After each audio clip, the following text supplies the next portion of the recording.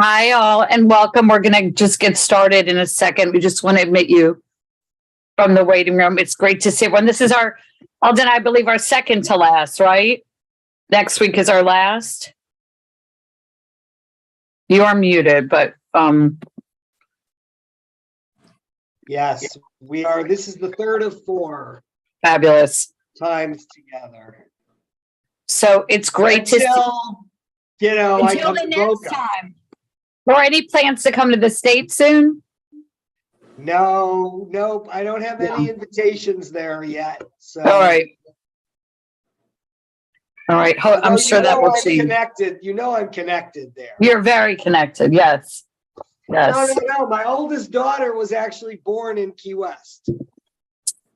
Oh my God, how'd that happen? My wife, Zichrona Livracha, she was a Navy brat, and Key West was the submarine command for the Eastern Seaboard back in the day.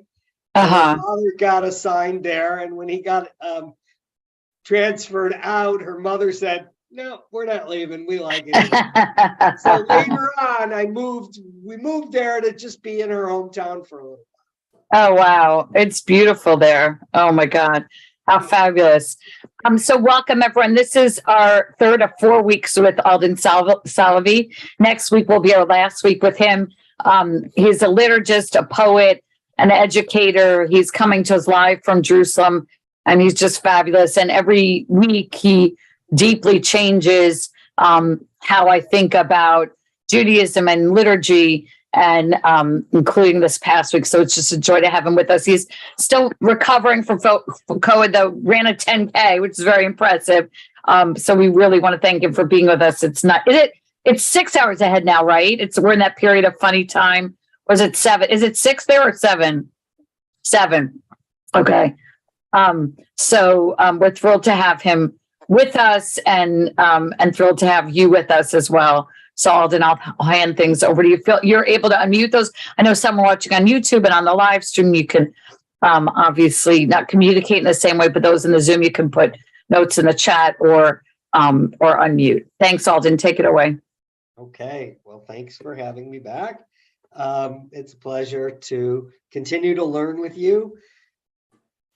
So let's just bring ourselves into the mood with another Shabbat poem from this grateful heart.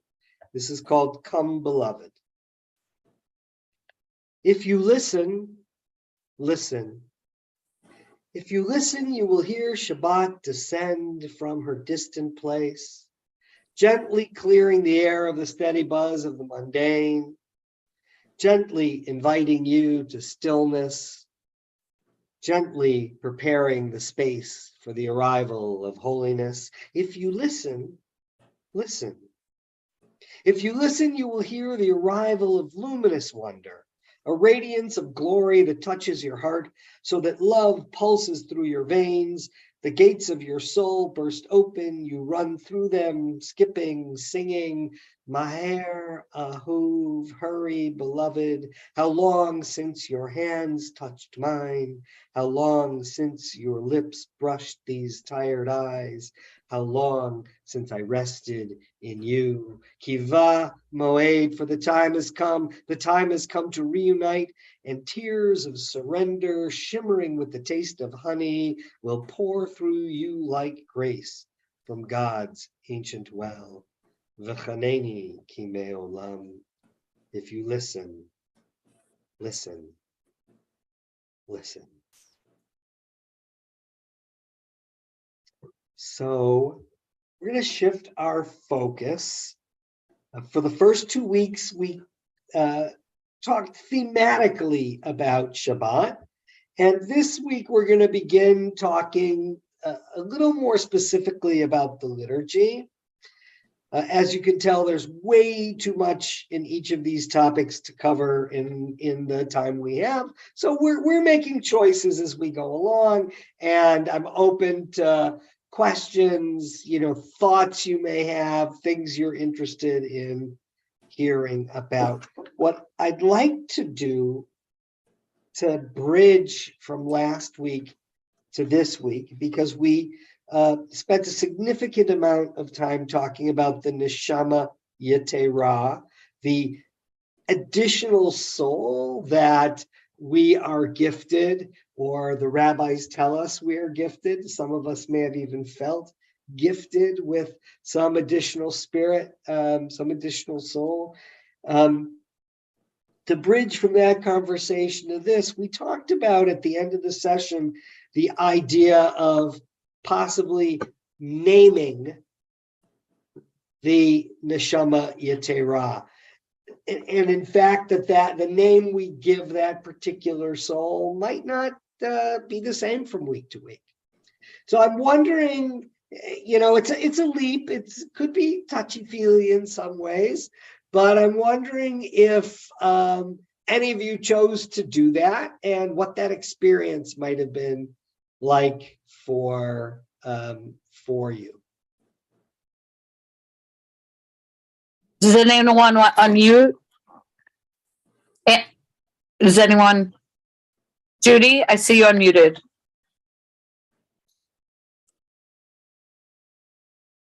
Judy, do you want to speak or no? No, I wasn't Okay. there last week, but you summarized a lot of it on Shabbat yourself. Yeah, I talked about it. I was telling Alden on Friday night, I talked about his teaching on naming the extra soul and how beautiful it was. And then what I found, so I named it healing, but then I found I forgot. Like I thought so much about doing it, but then once I did it, I didn't dwell in it, which is so interesting. It's like the way it goes, like it just passes like that. And you have to stay focused on that. Margaret, I don't know if you have any, did anyone else do that? Feel free to raise your hand or unmute. I see the smiles. I'm embarrassed. I can't even remember. Okay. Well, I'll tell you what I did. I remember it was something, but I forgot. You remember it was something. Okay, good. Well, it's aspirational in a particular sense. So whatever it was that I or we or you may have forgotten can be something else going forward for next Shabbat. I'm really not kidding. So my Hebrew name is Avraham Tov, and I went with Tov for my the name of my neshama yetera this week. As I talk about this a lot. So I do this teaching. So it's a lot more top of mind for me than it probably is for you. All right. So if no one practiced that this week, maybe we'll just ease on into our topic of looking at liturgy, unless there's anything else anyone wants to add. Tov. Just so you remember, I do enjoy a dialogue. I enjoy questions. I see this as learning together, not me teaching. So let's do a quick review of some of the concepts we talked about. So we talked about 5 principles of Shabbat: rest, menucha, joy, oneg. Oneg, we all think of oneg Shabbat is where we go for a nice nash, a nice bite. That's because the rabbis associated joy with food and beverage. And so oneg is joy. Community, sacred time, and me'ein olam haba, a taste of the world to come. As you may recall, the rabbis said that Shabbat is 1/60th of the world to come. And they don't mean exactly that fraction. What they mean is it's just simply a hint of the beauty and the joy of Shabbat, is a hint of the beauty and joy of the world to come. 2 mitzvot, shamor v'zachor, observe and remember. We spent a lot of time on that. 2 remembrances, from the first reference to Shabbat in the first giving of the Ten Commandments in Exodus. It's the remembrance is Zecher L'Maaseh V'Reshit, as a remembrance of creation. And then in the second giving of the Ten Commandments in Deuteronomy, it's to Shamor, Zachor, to remember, and that is the remembrance, Zecher L'Tziat Mitzrayim, a remembrance of the Exodus from Egypt. And as you'll recall, both of those two things are referenced in the Kiddush on Friday night. When we sing, we'll say, Zecher L'Tziat Mitzrayim, Kivanu V'charta V'Yitanu Kidesh Mikol. Well, I skipped the verse. Anyway, we get to both Zecher L'Maaseh V'Reshit and Zecher L'Tziat Mitzrayim. One of the things I underplayed, which we're going to talk about a lot, is Shabbat as a wedding of cosmic significance, of cosmic proportions. So I hinted at this before. This idea plays majorly into our theme for tonight. And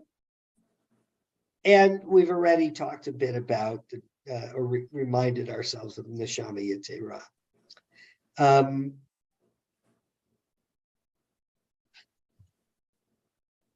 So if we then move into the Kabbalat Shabbat service, and lekabel, to receive. So Kabbalat Shabbat is the receiving of Shabbat. It's the name of the Friday night liturgy that is added in between the traditional afternoon service of Mincha and the evening service of Mariv.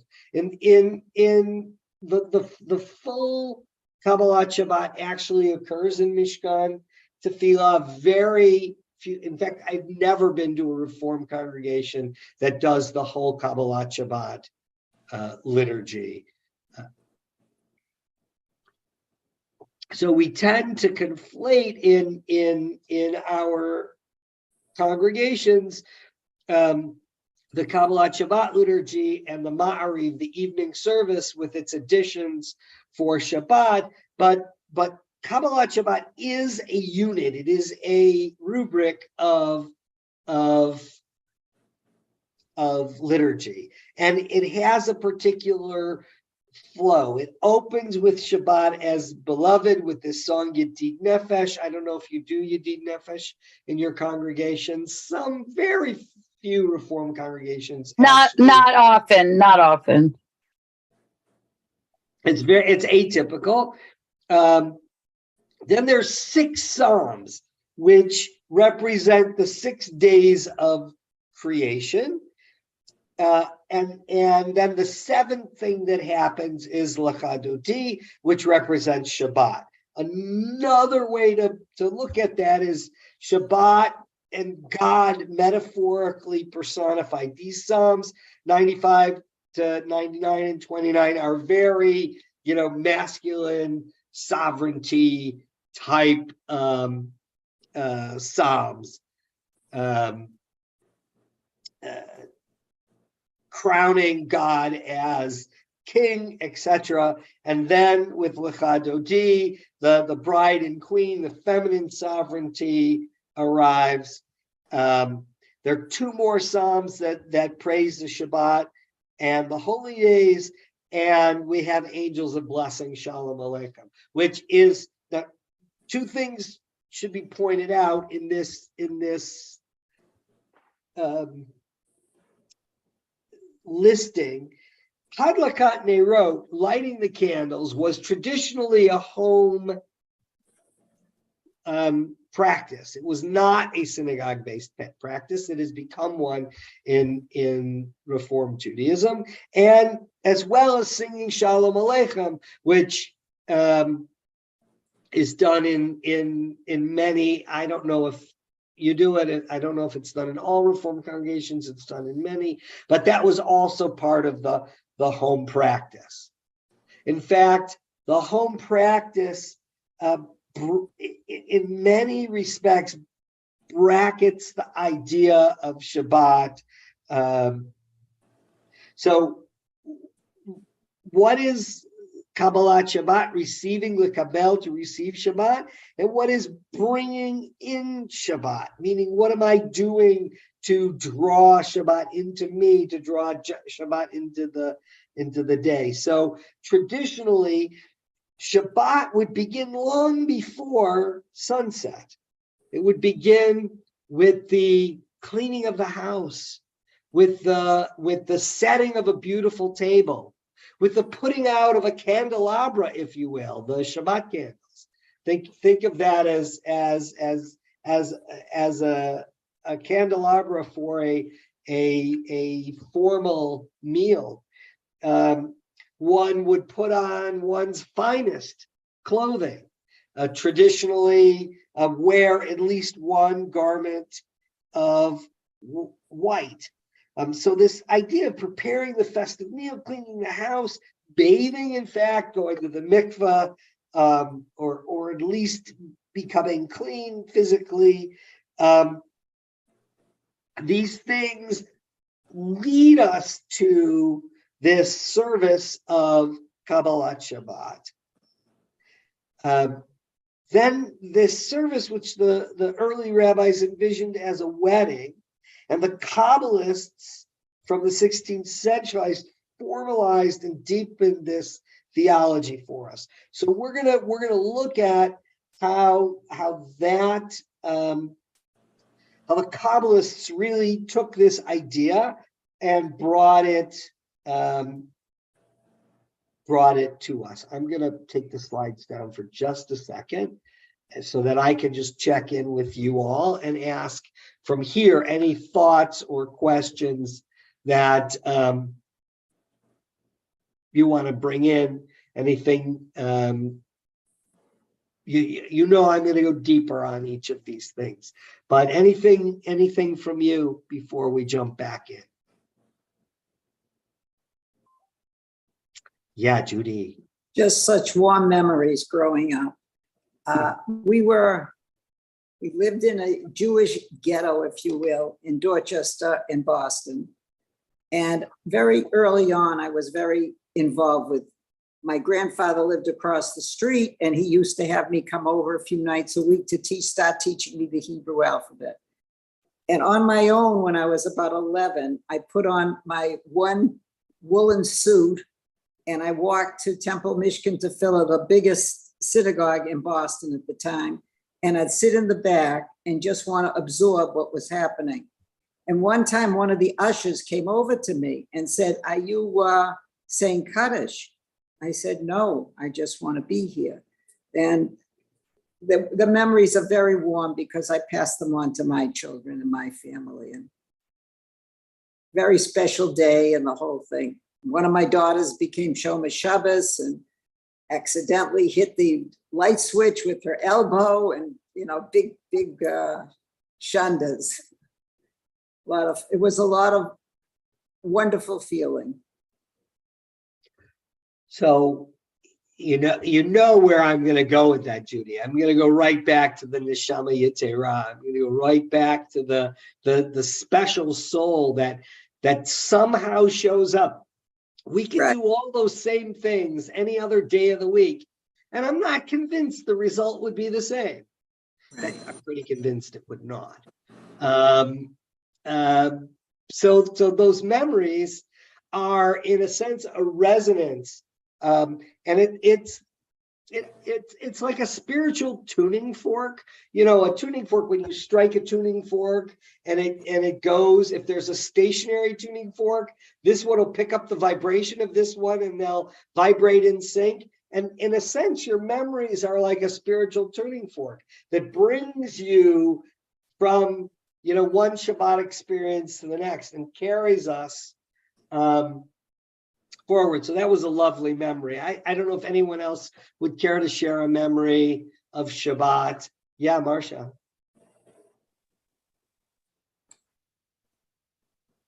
You're on mute. There you go. I used to go to an Orthodox school where I grew up in Newton, and then on and off since then. I moved down here and joined Bethel, I don't know, maybe a year or so. And when I go to services on Friday night, it's like a muscle memory. It's like knowing how to ride a bike. And talking about it now, it's starting to fill me with that same joy and giving me goosebumps kind of, and I just wonder, like, what is it here? I don't understand. Why does this make me feel so different and so filled with joy and peace, and it's a wonderful, wonderful feeling. And I think it's like that muscle memory. It's like, oh yeah, that's right. This is where I should be. So the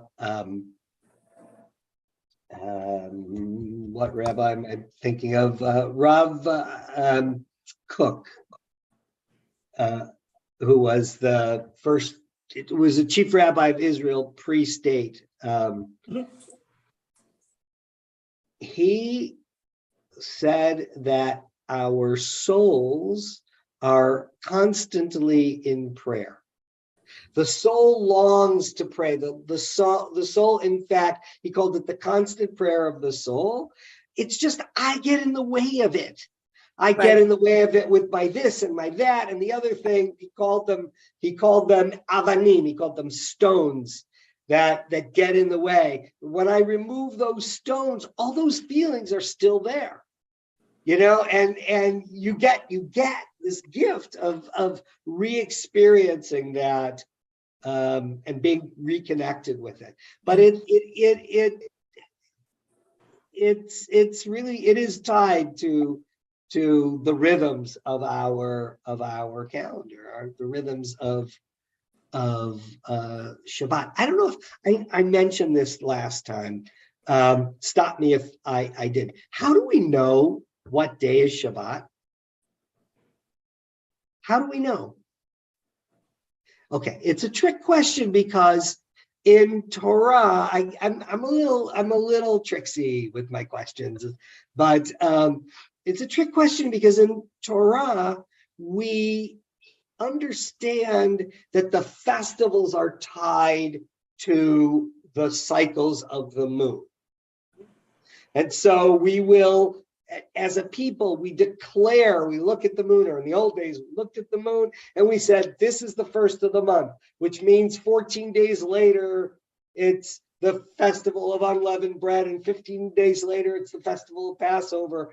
If it was the first of Nisan, if it's the first of we'll count 40 days from Pesach to Shavuot and so on. All that is set by the moon. In other words, it's set in relationship, human with God. We look at the moon, we decide this is when it is. God accepts that. If we're off by a day, we're off by a day. The Talmud says those holidays are when the Jews declare it. So that's the story. But Shabbat comes every 7 days. It's not tied to the moon. It's not tied to anything. So how do we know that the day we celebrate Shabbat is actually Shabbat? Because God gave us manna. And we started counting Shabbat from the first day that we got manna. And ever since we got manna in the wilderness, we've counted 7 days for thousands of years, so that we know that this coming Friday night and Saturday will be the same Shabbat that was observed, or the same 7-day cycle that was observed from the moment God pointed to the day that would be Shabbat for us by giving us manna and telling us to count 1 day, 2 day, 3 day, and the 6th day, take 2 portions because the next day is Shabbat. And that cycle, I would say, this is my spiritual, side. I would say that cycle is archetypical for us as Jews. It is built into us. It's in our blood. It's in our bones. And if we choose to let it in. Anybody else want to jump in? So thank you, Marcia. Anybody else want to jump in with a Shabbat memory?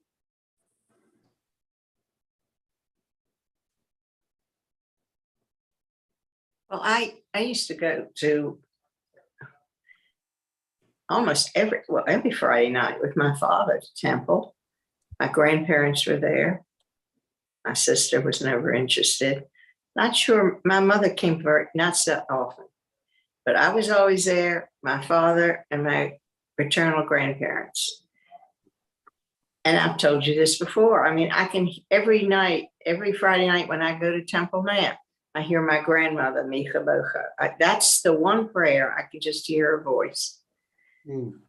That's why I hate when it changes to a more different tune. But still, I hear her voice. And it's very meaningful. And sometimes I'm tired. I've worked all day and I'm not going to go to temple, but then I get myself and I go. I mean, like this past week, Jessica, it was incredible. There's always something that you learn, you feel, and you're just glad you're there. Nice. Thank you. The tunes are we could do a whole month on tunes. And what was everybody's tunes? And I know. What was your grandmother's Micha Mocha? Which one? Because there's so many. That's It was the original. Oh no, yeah, we don't do that often. Yeah. That's it. One of the most dangerous things a cantor can do is change a melody. Yeah. It's what? It is change a melody. Yes. And it's dangerous. They can lose their job over too many new memories. Listen, I'm on the melodies. I'm on the religious activities committee, and I'm sure that Lori and everybody, they want to hit me over the head constantly because I am a traditionalist. But fortunately, at least I'm thrilled that like this past holy days, they literally stuck to the traditional community. But my reasoning is not just because I'm older and others of us aren't like those. I think it's important for our children because everybody's spread out all over. They travel. And half the time they never go to synagogue, but they all usually will on the high holy days. And no matter where they go, if they hear those traditional melodies, it's a connection. And that's why I feel it's so important, at least for that. But that's my thing. And I don't have any pull or anything, but that's the way I feel, where I feel it's very important to keep those few. So what you're saying is profoundly important in my judgment. And I would expand it beyond the melodies in particular, although melodies hold us and they capture us. But the ability to go anywhere in the world and pray with any Jew, because the liturgy is fundamentally the same, is profoundly important. Now, I don't pray well in Ha'ari or Edot Mizrach, some of the Eastern Nusach, but at the end of the day, it's still Shema, it's still Micha Mocha, it's still Kaddish, it's still Kedusha, and the pieces are there. And whether it's a 2-scroll Torah, or in a case that opens up, in other words, if it's Ashkenaz or Sephardi, what's in it is still the Torah. Yes. That's really important. And we're going to lose, we lose the next generation if we don't allow them to innovate as well. Well, So we I have to find understand. that balance. I agree, but I do think that the music, more than anything, is that connection. It's an emotional experience. It's very important within the services. I really do. I'm on your team. Okay. Anything else? One of the things I love about the way Rabbi has set this up is I usually do this program in 2 sessions, and we set it up in 4, and having the spaciousness to have these conversations is just beautiful. So let's go back to the liturgy for just a second, and the history of the liturgy.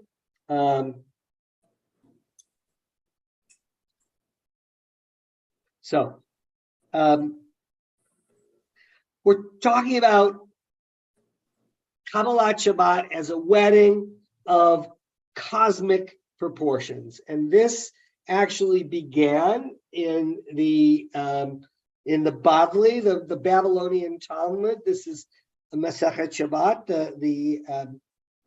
the tractate on Shabbat. Rabbi Hanina, we're talking about 250 Common Era. So Rabbi Hanina would wrap himself in his garment and stand at nightfall on Shabbat Eve and say, "Come and we will go out and greet the Sabbath Queen." Rabbi Yanai, again about the same time period, put on his garment, probably a garment of white, on Shabbat Eve and said, "Enter, O bride, enter, O bride." So this is sort of a vision of being in direct personal relationship with Shabbat as the beloved. And the Kabbalists got their inspiration for Kabbalat Shabbat from this passage. We're talking about 1400 years later, that they actually take this passage and begin to make it into what becomes our Kabbalat Shabbat service. So here's Gershom Scholem, who talking about the Kabbalists of Sfat and Jerusalem, viewing the beginning of Shabbat as a mystical marriage. So, and we'll look at this a little more closely, probably next time. One tradition states that this sacred marriage is between the Shabbat queen, which is Shekhinah, God's feminine presence, and God, the king, God's masculine presence. So God is unified on Shabbat in a way that God's unity isn't otherwise necessarily expressed. Another suggestion is that the bride in the marriage is us, is Israel, is the Jewish people, and the groom is God. Now, believe it or not, there are other constructs that look at this a little differently, and we will look at those down the road. So the who's who is interesting, but for now, we're just really setting the stage for examining the origins and construct of Kabbalat Shabbat as a wedding of cosmic proportion. But when you think about what we talked about, okay, that before Shabbat, I'm cleaning the house, I'm setting the table, I'm putting out beautiful things, I'm setting up a candelabra. In fact, I am preparing the wedding feast. The feast that will take place after the wedding, I've begun preparing in my home. And so that arc, that idea of some kind of love relationship is already embodied in our pre-Shabbat behaviors. Questions, comments, thoughts?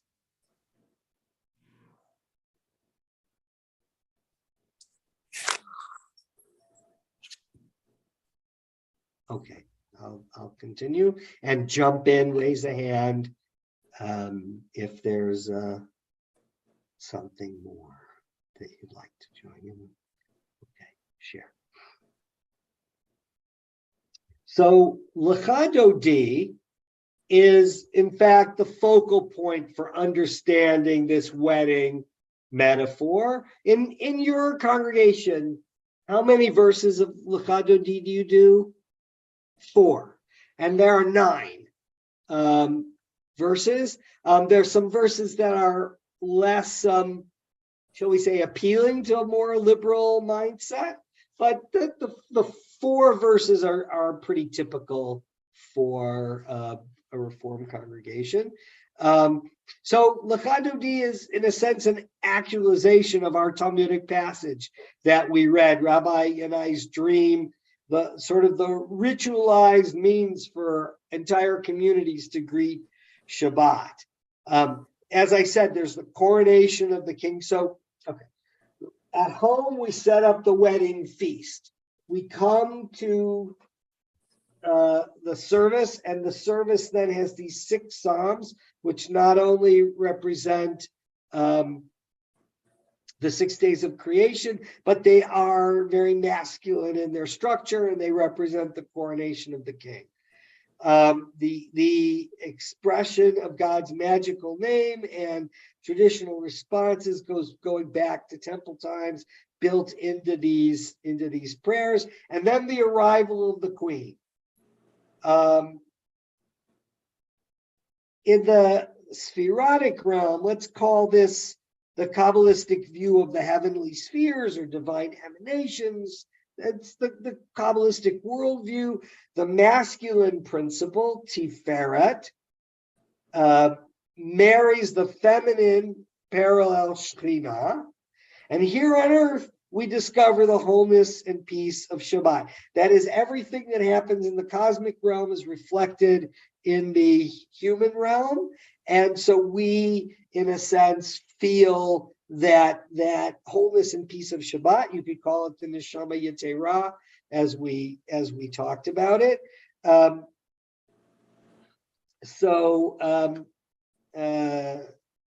This is the idea of what's taking place here. Questions, comments, thoughts?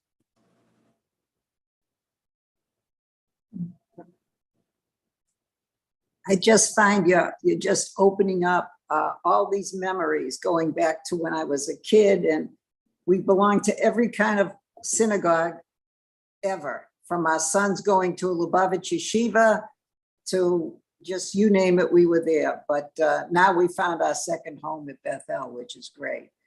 But so many warm memories come back to me. This is like, I don't know what to call it, memory lane. I just love it. Good, perfect. That's part of our secret plan, to keep you, engaged with Shabbat and participating in the service. So what do we do in Lecha Dodi? What's the choreography of Lecha Dodi? Welcoming the Sabbath bride, the wedding. Absolutely. Okay, so we're welcoming the Sabbath bride, and we're singing, and then what happens toward the end? If you do this at your synagogue, the last verse. We bow and bring her in.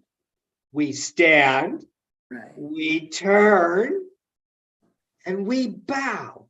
What happens at a wedding when the bride enters? Everybody stands. We stand, we turn, not necessarily bow, but we're really enacting this in every way, with our clothing, with our what we're setting up in our homes, how we're enacting the choreography of Lecha Dodi. We are enacting a wedding. So the bride enters, we stand, we bow. So we should talk a little bit about Lecha Dodi. What melodies do you use for Lecha Dodi? So a wide variety. Again, we from Lecha Dodi to and the cantors experiment often in that space. The Maccabees Hallelujah, that setting we use. But I have to say, Hallelujah, Leonard Cohen's Hallelujah. Yeah, there's a setting that the Maccabees made to Leonard Cohen's Hallelujah that's just fabulous. You can Google it. I didn't know it was the Maccabees. We just did it last night or last Friday night at our synagogue, but I had no idea. I think so and you know what, now just thinking about it, I think that's one of the tunes that the cantor does create. Like, I don't think there's an attachment to a particular Lecha Dodi. And I've been here 20 years and I don't remember there's one that stands out for a Lecha Dodi for sure. I think that Margaret has her hand up. Maybe she has a different memory. Margaret? Very interesting. There are two Lecha Dodis that I've heard, and I've never been able to find them again. Once, many thousands of years ago, I was at camp. I went to a Jewish camp, and there was a violinist. This woman, she played Lecha Dodi. I can hear it, but I can't ever find it anywhere. I've never. Can you hum it? I can't. No, I can't. How can we help you? I can't tell you how beautiful it was. And the other time, trying to think, this is in the probably early 70s. I was on the board of the UAHC Mid-Atlantic Council. And we had a regional meeting. It was in Williamsburg.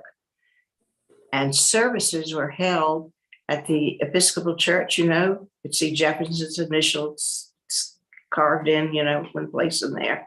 Acoustics were incredible. They used the choir from the church. Cantor Luderman from Baltimore sang a Lecha Dodi that I'll never forget. Something like Lecha Dodi. I don't have his voice, but I can hear it, and I've never Lecha Dodi, Lecha Dodi likrat kala. I don't know, wasn't it? It was very soft. I can't explain it. And I heard one time that he had moved to Lake Worth or something, but he's probably dead. These people were not recorded the way they are now. But those were the two times. It's amazing how meaningful that music is. I'm sure I'm not the only one who's had that experience. So there's something about the music, and this can't be minimized, Margaret. Or I was just interviewed. I wrote a piece after the Tree of Life massacre in Pittsburgh called Ma'ot Tzur for Pittsburgh. So it was a Hanukkah trope recast, and there's a reporter doing a thing about Ma'ot Tzur and found my piece and so on, and asked this question: why this song is so in many ways antithetical to it's militaristic, and it's just antithetical in many ways to the way a modern liberal Jew would think. Why is it so popular? And I always turn to the music. When something is disproportionately popular to the words, to what's going on, it's often the music. I would put Kol Nidre in that category. Kol Nidre is just weird if you look at the language of it. It's just weird. But who of us would dare want to miss that musical doorway into Yom Kippur?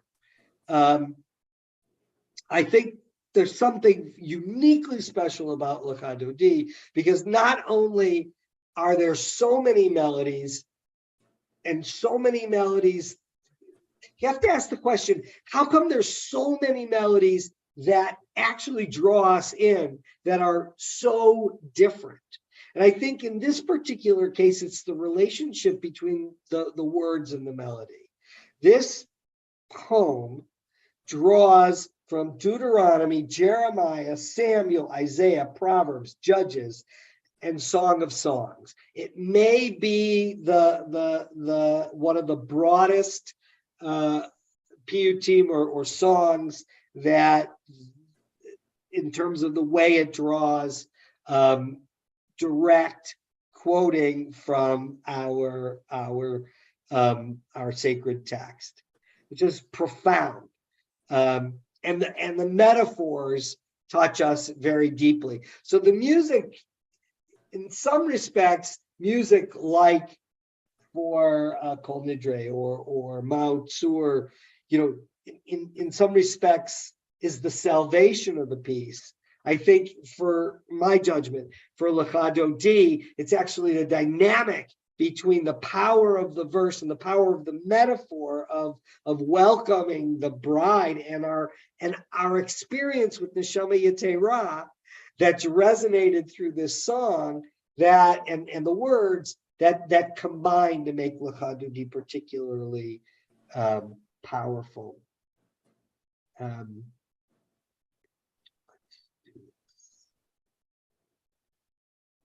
So Lecha Dodi was written by Shlomo Alevi Alkabetz, who emigrated to Sfat, Israel in 1535. It's profoundly innovative. As I said, it quotes broadly from Tanakh, from Deuteronomy to Song of Songs, from Samuel and Isaiah to Proverbs and Judges. It's amazing. His disciples and study partners, just to give you a sense of the world in which Alkabetz was operating, this was really a generation of theological and liturgical innovators. Moshe Cordovero, Yosef Karo, who was the author of the Shulchan Aruch, Isaac Luria Ha'ari, the father of Lurianic Kabbalah, Elazar Ezekiri, who wrote Yedid Nefesh, Yisrael Najara, who wrote Yaribon. This was a generation of innovators, but not only does he quote Tanakh broadly, the 9 verses are an acrostic of his name. So he signed his piece. Many piyutim are actually signed in this way by the author, but to pull together this kind of piece with so much reference to our sacred text, and to do it in this form of acrostic, and to create something that resonated from the Talmud, an idea from the Talmud from 250 CE, is truly, truly remarkable. Thoughts or comments here? I'm just in shock about the acrostic. That's amazing. Yeah, you can see it in Mishkan Torah if you choose to. Yeah, we do verses 1, 2, 5, and 9, but if you read that the first letter of every verse, you'll see it. Right. Right, that's typical. 1259 is very typical. But it's page 138 and 139 of Mishkan Tefillah, and Shmor, Likrat, Mikdash, Hitna Ari, you've got Shlomo, Hitorari, Lo, Vahayu, Yamin, Halevi.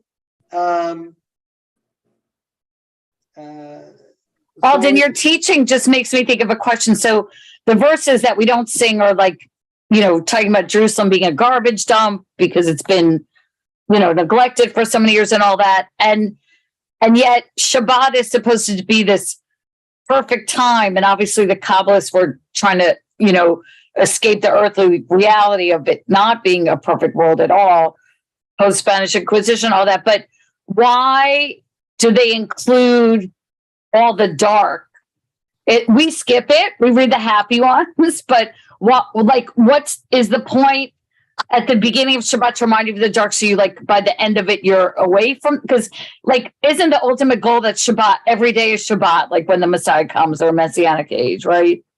Well, if we're looking at verse 3 and 4, for example, so, Mikdash Melech, Ir Melucha, royal shrine, king of city of kings, rise up and leave your ravaged state. Okay, so we generally don't get away from in the older liturgy some reference to the destruction of Jerusalem. It's in our bones, but then it closes with, you've dwelt long enough in the valley of tears. Now God will shower mercy upon you. So there is a parallelism.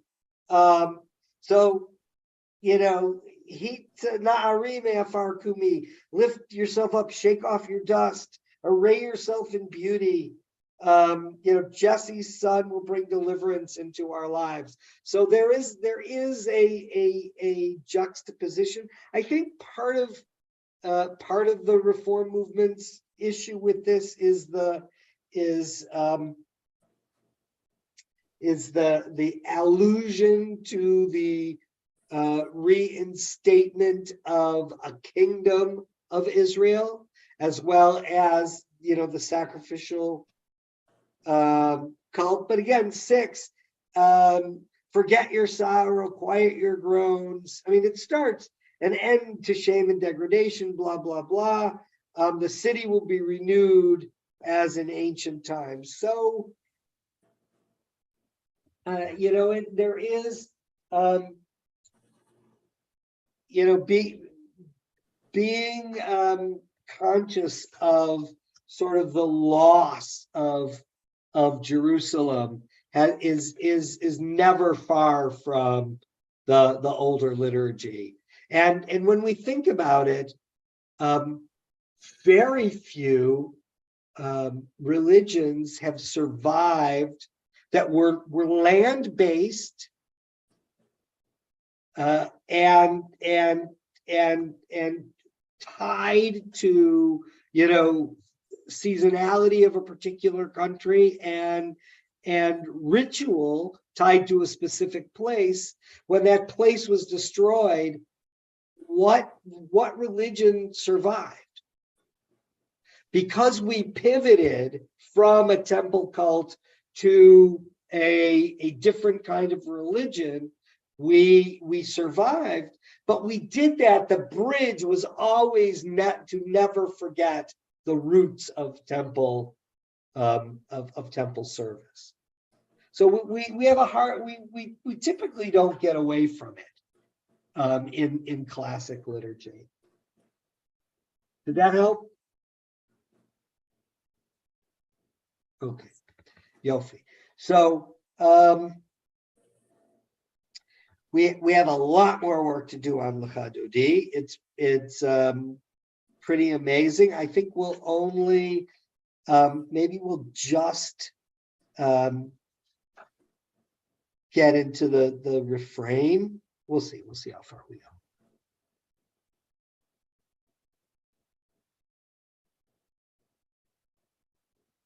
All right.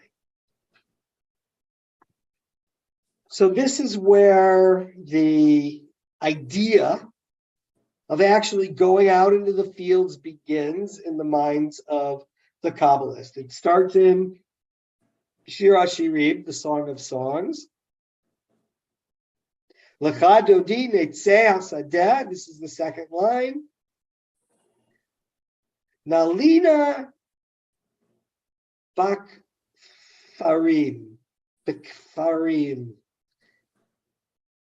Come, my beloved, let us go forth into the field. Let us lodge in the villages, out of the city and into the villages. And so this then, Lecha dodi, is pulled directly into our poem. You see, hoping that'll work. Lecha dodi netzeh hasadeh. Let us go out into the field, and it's the same language here. Lecha dodi likrat kala. Let us go to meet the bride. Beloved, come to greet the queen. So this is an absolute resonance of Song of Songs. Where are we?